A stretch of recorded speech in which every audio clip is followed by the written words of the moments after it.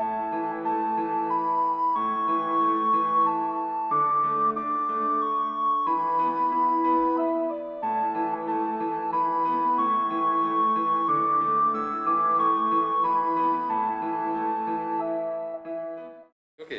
It is to prostrate, bow down, kneel before one in homage.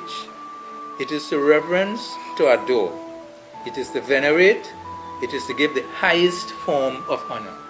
In giving the highest form of honor, we must remember that while the fifth commandment says, honor thy father and thy mother, the highest form of honor is not included in the fifth commandment.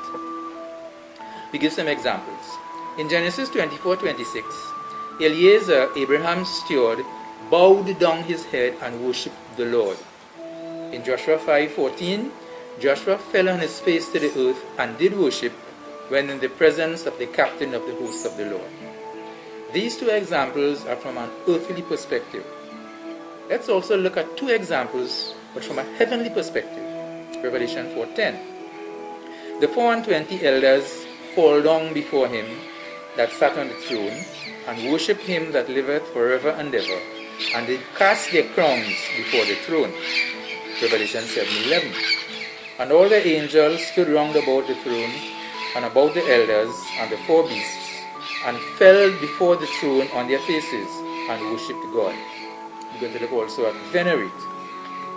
I am almost certain that the majority of the inhabitants of planet Earth have at some time heard of a Roman emperor by the name of Constantine I, who reigned from 306 AD to 337 AD. On the 7th of March AD 321, this emperor made the first Sunday law in history a legal enactment.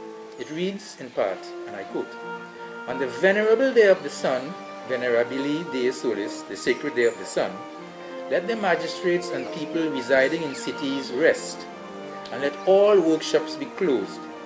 Here we find that a day of the week was set aside from secular activity for the purpose of venerating or worshipping the sun that shines in the sky.